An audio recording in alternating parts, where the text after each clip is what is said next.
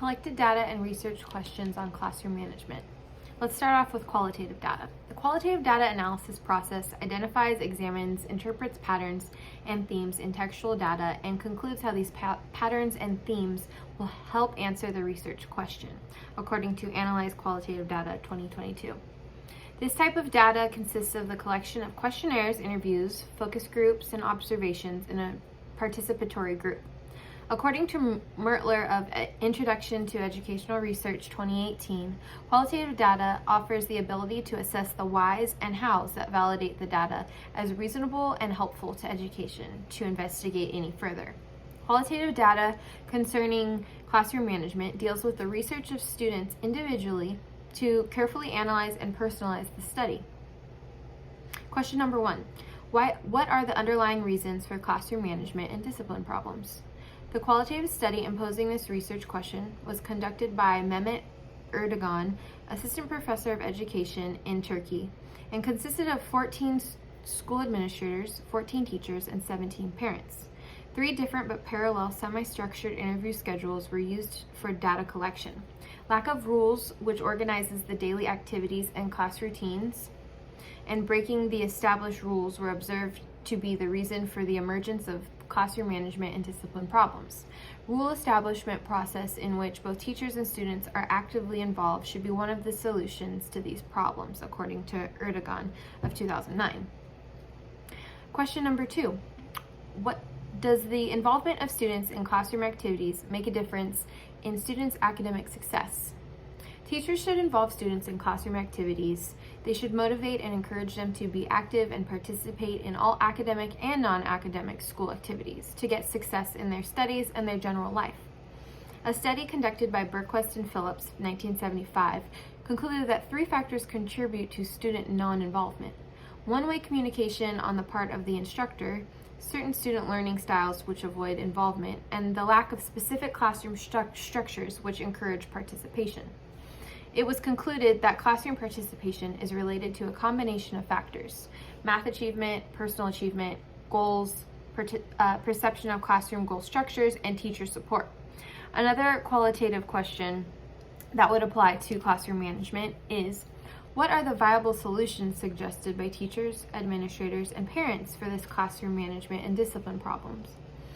The problems associated with classroom management can be grouped under the themes of lack of motivation, breaking the rules and routines, lack of infrastructure, insufficient time management, ineffective classroom environment, and lack of interaction in classrooms. These problems have been seen with the place and structure of the course in the curriculum: classroom environment, classroom size, and lack of hardware, lack of rules, home environment, and parents' attitudes, lack of teachers' management skills, and lastly, students' attitudes. Moving on to quantitative data. The quantitative data analysis process is any information that can be reduced to a set of numbers. Any information you can create averages, differences, or totals is quantitative data.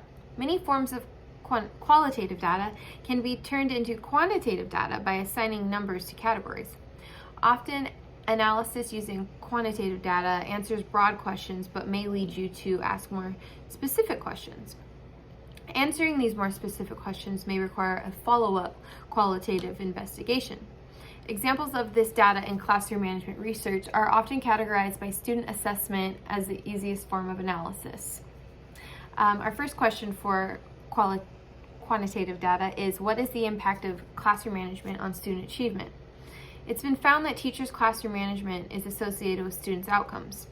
It was established that effective classroom management significantly increases the academic achievement of students and decreases their behavioral problems as students.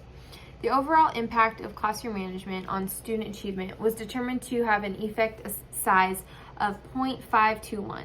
The results were gleaned from research on 553 students in 5 studies. The research showed a 20% increase in achievement after systemic rules and procedures were implemented, and this is all according to Robert Marzano, 2003. Our second question: what is the relationship between teachers' perceived classroom practices and learners' academic achievement? Well, according to relationship between classroom management and students' academic achievement, as well as the 2019 study of the association and connection between the class managing practices and activities used by secondary school teachers and the students' academic achievement, PhD education scholar Mohammed Nisar has found during his studies on classroom management that government secondary schools have moderate to high levels of classroom management practices, including lesson planning, teaching methodology, effective communication, organizing physical resources, managing students' behavior, and time management. The existing schools are more prone to the social sectors because societies are expecting from these schools exceedingly high academic and moral, as well as social achievements from the students. And that is also according to Nisar 2019. Our final question asks, how can students be involved in establishing rules for classroom management? Establishing classroom rules should begin on the very first day of instruction. In getting started with establishing ground rules, educators have seen overall improved performance compared to previous years taught where rules were not established through collaboration with students, according to Center for Teaching Innovation of 2020. To help in improving this hypothesis, teachers can do trivial things such as allowing students to be a part of the rulemaking process to feel a sense of inclusion in classroom policies. Students can collaborate to create classroom rules and introduce what they have chosen as valuable rules in groups to the class. Reciting their classroom rules list for the first few weeks of instruction to become more acclimated to them will be crucial.